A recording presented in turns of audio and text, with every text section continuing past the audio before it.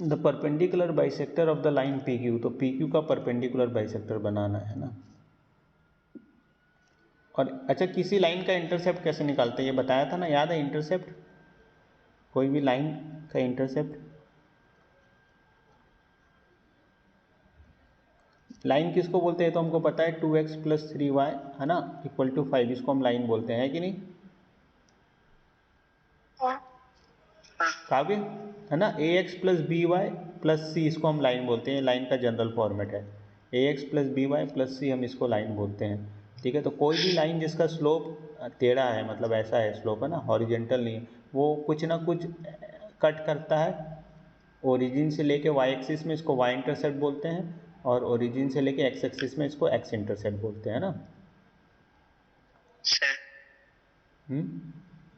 Yes, ये हमने किया था, याद है कि नहीं? तो सर ऑप्शन थोड़े गलत लग रहे हैं क्योंकि मेरा आंसर +-4 है। हाँ, तो -4 तो जो ऑप्शन में होता है, जेई के क्वेश्चन में जो ऑप्शन में होता है, दोनों नहीं है ऑप्शन में, तो जो ऑप्शन में उसको मार्क करोगे आप, ठीक है कि नहीं? ऑब्जेक्टिव में ऐसे ही होता है। तो y इंटरसेप्ट निकालने के लिए हम x की वैल्यू 0 रखते हैं, क्योंकि यहाँ पर क्या होगा, x ऑर्डिनेट 0 होगा, है कि नहीं?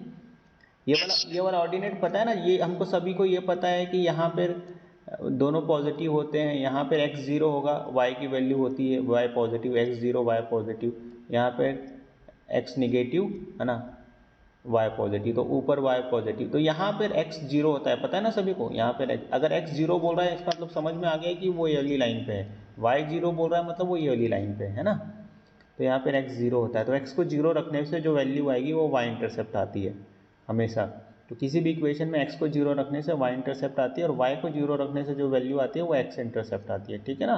जैसे 2x + 3y = 5 की बात करें, तो x को 0 रखने से y की वैल्यू 5/3 है, तो 5/3 y इंटरसेप्ट होगा, ठीक है ना। और y को 0 रखने से जो x की वैल्यू आएगी वो 5/2 x इंटरसेप्ट होगा। Getting my point? याद रहेगा ये? नोट कर लिए? इंटरसेप्ट नोट कर लो, इंटरसेप्ट बार बार नहीं बताऊंगा।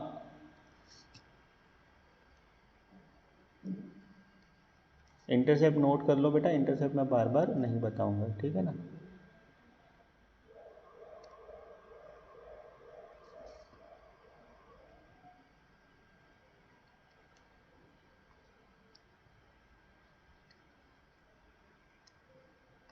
ठीक है, अब हमको क्या करना पड़ेगा इस क्वेश्चन को सॉल्व करने के लिए? इस क्वेश्चन को सॉल्व करने के लिए हमको क्या करना पड़ेगा, लाइन का इक्वेशन बनाना आना चाहिए, जो हमने थोड़ा सा बेसिक सीखा था, लाइन का इक्वेशन कैसे बनाते हैं, है ना। तो लाइन का इक्वेशन एक ऑप्शन है, या फिर दूसरा ऑप्शन है कि स्लोप से हम कर ले, ठीक है ना।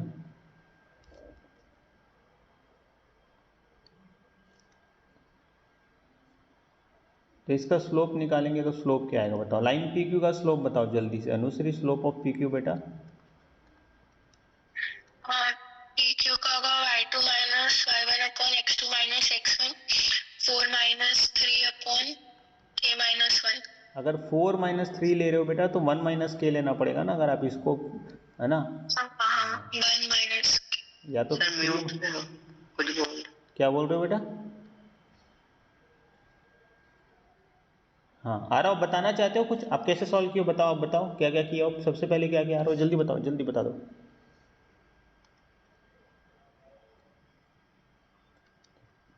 आ रहा हो, लेफ्ट हो गया, चलो ठीक है।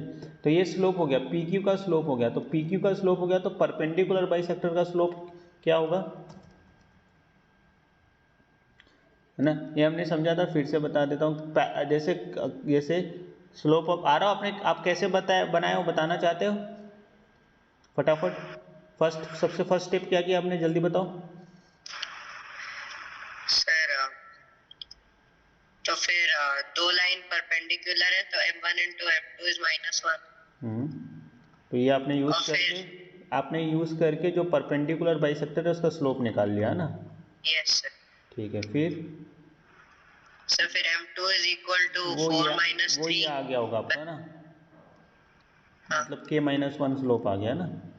Yes sir. वेरी गुड, उसके बाद क्या किया? सर सर x0 और y - 4 जब लिया तब हम्म सर, तो फिर वो तो माइनस लेके -15/2 is equal to minus k minus 1 k plus 1 by 2.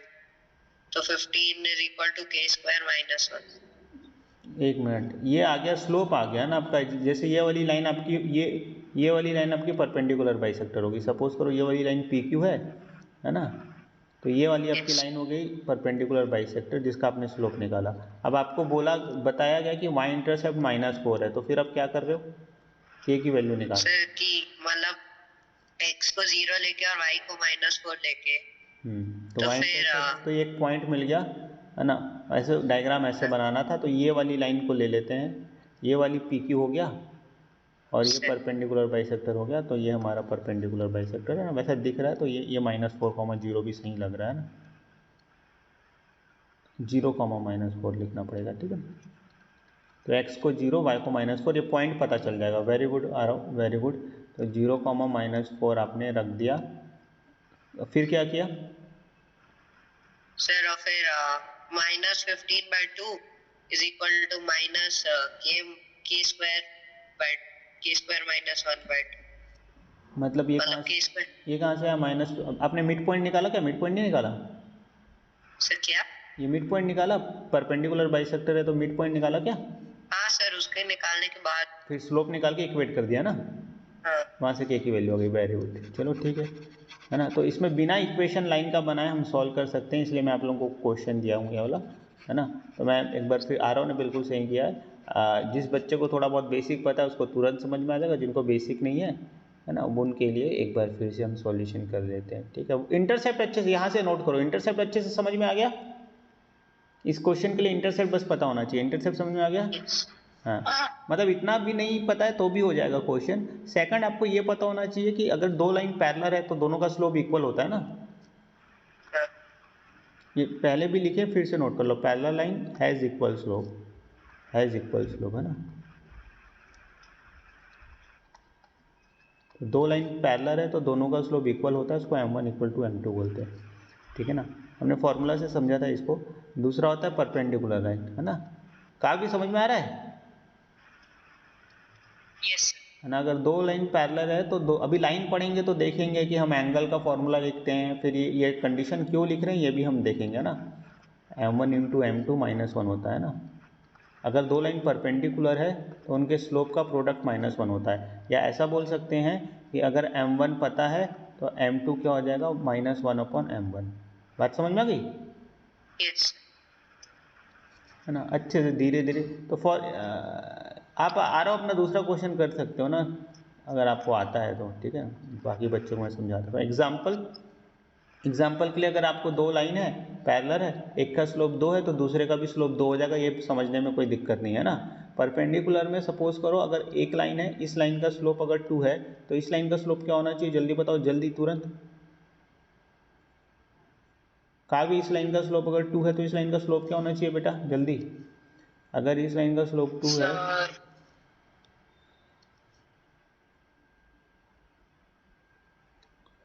उल्टा करके माइनस लगाना है हमेशा। परपेंडिकुलर के लिए क्या करना है, उल्टा करके माइनस लगाना है। तो ये हो जाएगा हाफ हो जाएगा और माइनस, ठीक है ना। ओके सर, माइनस हाफ हो जाएगा। समझ में आ गया? जैसे इसका स्लोप 1/3 है तो इसका स्लोप क्या होगा अनुश्री, बताओ जल्दी। -3। बहुत अच्छा, ठीक है, समझ गए। तो बस ये दो चीज़ पता है तो हम ये क्वेश्चन कर लेंगे, है ना। ये दो चीज़ पता है तो हम ये क्वेश्चन कर लेंगे। अब ये क्वेश्चन हम लिख लेते हैं वापस से। तो इस क्वेश्चन में बोल रहा है the perpendicular bisector of line P Q, है ना। तो एक लाइन पी क्यू, अब मैं कोऑर्डिनेट वाला डायग्राम नहीं बनाता हूँ, ऐसे बना, चलो कोऑर्डिनेट वाला ही बना लेते हैं। ये हो गया कोऑर्डिनेट, है ना। ये कोई लाइन पी क्यू है, कोई भी लाइन पी क्यू है, ठीक है। ये उसका मिड पॉइंट हो गया तो ये बनेगा परपेंडिकुलर बाइसेक्टर, ठीक है। ये बन गया परपेंडिकुलर बाइसेक्टर। तो ये पहले तो मिड पॉइंट को निकाल लो। तो पी क्यू का मिड पॉइंट क्या आएगा, k+1 और 4+3/2 आएगा कि नहीं। तो सपोज करो ये पॉइंट क्या आएगा, k+1/2/7/2, मिड पॉइंट निकाल लिए ना। काव्य ये बात क्लियर है? यस हाँ, परपेंडिकुलर बाइसेक्टर मतलब मिड पॉइंट भी होगा और 90 डिग्री भी होगा। अब इसका पी क्यू का स्लोप भी निकालना आता है। अभी अनुश्री ने बताया था कि स्लोप निकालेंगे 4 - 3 तो हो जाएगा ऊपर 1 और नीचे हो जाएगा k माइनस वन माइनस के, ठीक है ना। ये हो गया पी क्यू का स्लोप ना, slope of P Q. Slope of P Q हमको पता है, ठीक है। अगर स्लोप ऑफ पी क्यू हमको पता है, इधर का नोट कर लो, है ना, ये नोट कर लिया, मिड पॉइंट निकाल लिए, स्लोप निकाल लिए। तो यहाँ अब दूसरा क्या दिया कि y इंटरसेप्ट -4 है, तो यहाँ से लेके यहाँ तक का डिस्टेंस -4 दिया आपको, है ना। y इंटरसेप्ट -4 है, वहाँ पर x 0 होता है, तो ये पॉइंट हो गया 0, -4। ये भी समझ में आ गई बात आराम से, है कि नहीं। y इंटरसेप्ट का मतलब पॉइंट दिया है डायरेक्टली, y इंटरसेप्ट मतलब, और x इंटरसेप्ट मतलब एक पॉइंट दिया है, ठीक है ना।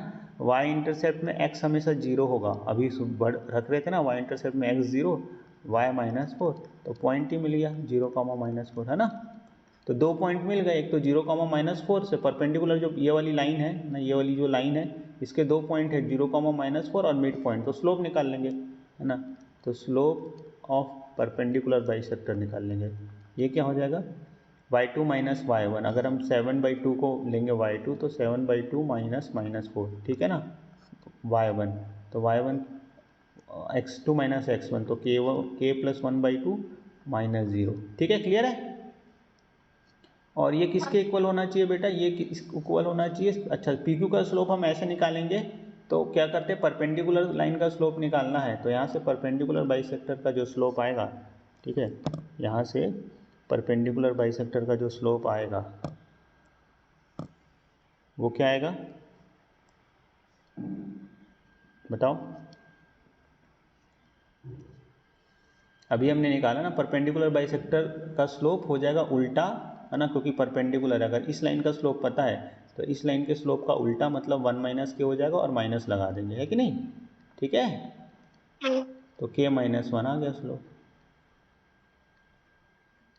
बस बस ये k -1 आ गया स्लोप, ठीक है बेटा। अब क्रॉस मल्टीप्लाई करके k की वैल्यू निकाल सकते हो। आ रहा, आप कर रहे हो अपना क्वेश्चन, कि मैं कुछ दूसरा क्वेश्चन दे दूँ आपको। सर दे दो, मैं तो स्कूल का कर रहा था। स्कूल का क्या कर रहे थे। सर मैथ में मतलब सेलिना है हमारी बुक, तो उसमें area of a trapezium at polygon. तो होमवर्क है वो कर रहे थे। हाँ तो करना है तो कर सकते हो होमवर्क, और चाहिए दूसरा क्वेश्चन तो मैं दे देता हूँ। सर तो क्या आप दे दो। ठीक है,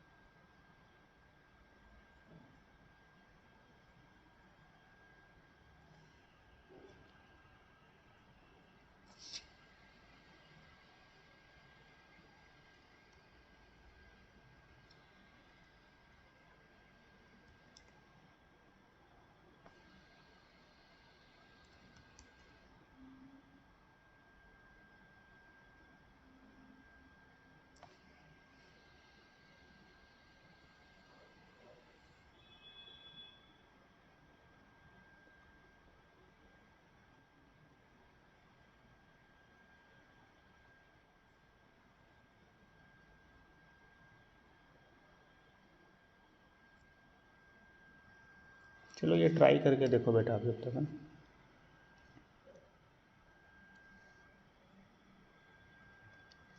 देन इसमें आपको अल्फ़ा माइनस बीटा की वैल्यू निकालना है, ठीक है ना।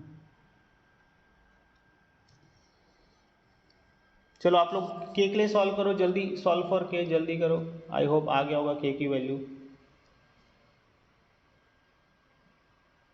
ऊपर आ रहा है 15/2, ऑब्वियस सी बात है आ रहा होगा, नीचे आ रहा है k + 1/2, है ना।